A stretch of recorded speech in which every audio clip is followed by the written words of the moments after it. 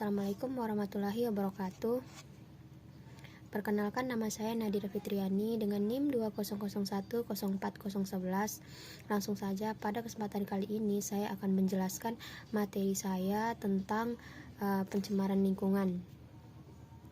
Sebelum saya menjelaskan materi, ada beberapa tujuan dari pembelajaran ini, yaitu yang pertama, dapat menjelaskan keterkaitan antara kegiatan manusia dengan masalah perusakan atau pencemaran lingkungan dan pelestarian lingkungan.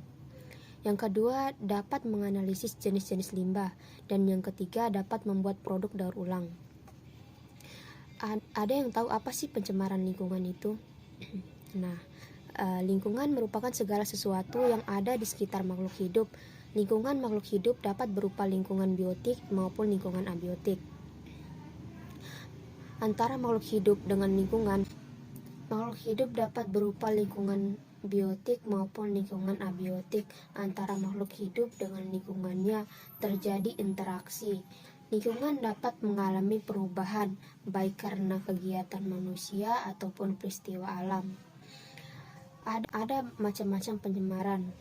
Ada 3 macam pencemaran lingkungan, yaitu yang pertama, pencemaran udara. Apa sih penyebab dari pencemaran udara itu? Yang pertama, penyebab dari pencemaran udara itu, yang pertama ada asap dari cerobong pabrik, kendaraan bermotor, pembakaran atau kebakaran hutan, asap rokok yang membebaskan CO dan CO2 ke udara. Yang kedua, asap vulkanik dari aktivitas gunung berapi dan asap letusan gunung berapi yang menerapkan partikel-partikel debu ke udara. Yang kedua, ada pencemaran air. Air merupakan kebutuhan vital bagi seluruh makhluk hidup, termasuk manusia. Apa sih penyebab dari pencemaran air tersebut? Ada beberapa penyebab dari pencemaran air, yaitu yang pertama, pembuangan limbah industri ke perairan seperti sungai, danau, atau laut. Yang kedua, ada pembuangan limbah rumah tangga domestik ke sungai seperti air cucian, air kamar mandi. Dan yang ketiga, penggunaan pupuk dan pestisida yang berlebihan. Yang ketiga, ada pencemaran tanah. Apa sih yang menyebabkan pencemaran tanah itu? Penyebabnya yaitu yang pertama, sampah plastik, pecahan kaca, logam maupun karet yang ditimbun dalam tanah. Yang kedua, ada sisa pestisida dari kegiatan pertanian yang meresap ke tanah. Dan yang ketiga, ada limbah deterjen yang dibuang ke tanah. Adapun dampak dari pencemaran tanah ini yaitu sampah plastik, pecahan kaca, logam, dan karet yang ditimbun dalam tanah sulit diuraikan pengurai dalam tanah. Keberadaannya dalam tanah dapat menurunkan kesuburan tanah. Materi kedua yaitu ada perubahan lingkungan. Apa sih yang dimaksud dengan perubahan lingkungan itu? Lingkungan dapat mengalami perubahan baik karena kegiatan manusia ataupun peristiwa alam. Perubahan lingkungan dapat menurunkan mutu lingkungan, yang pada akhirnya dapat menurunkan daya dukung lingkungan. Beberapa tindakan manusia yang dapat menyebabkan perubahan lingkungan diantaranya yaitu ada penebangan hutan. Secara alamiah, hutan memiliki fungsi yang penting bagi kehidupan, di samping sebagai sumber plasma nufah karena menyimpan keanekaragaman hayati yang sangat besar. Hutan juga berfungsi sebagai sumber perekonomian yang penting bagi negara. Dari hasil hutan, negara mendapatkan penghasilan yang cukup besar. Yang kedua, ada penggunaan pestisida dan sistem pertanian. Monokultur.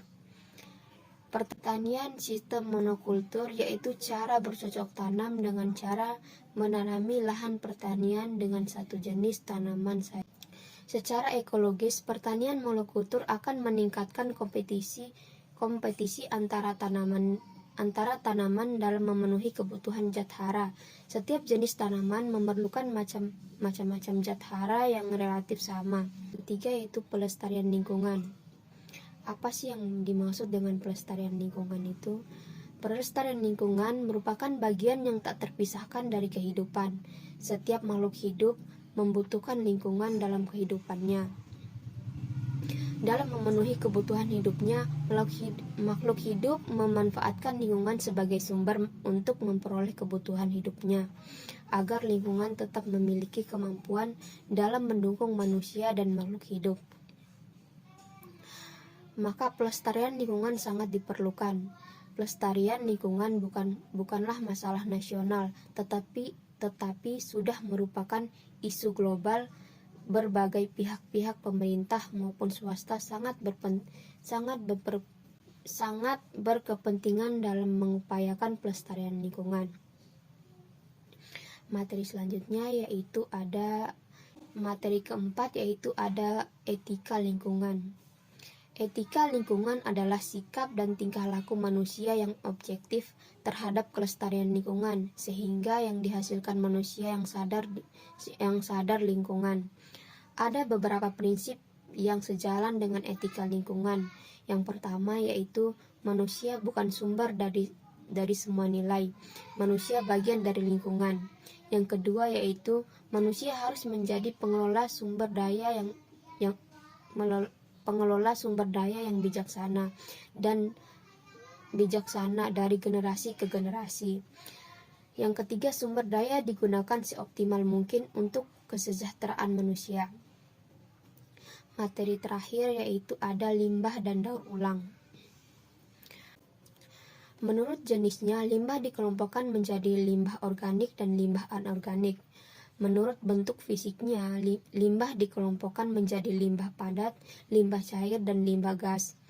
Limbah organik secara alami dapat diuraikan di alam, bersifat biodegradabel seperti kotoran ternak, daun, kertas, bangkai, sisa-sisa tanaman. Adapun limbah anorganik secara alami tidak dapat diuraikan, seperti logam, kaca, plastik, karet. Sekian pemaparan materi singkat dari saya, lebih dan kurangnya saya mohon maaf. Wassalamualaikum warahmatullahi wabarakatuh.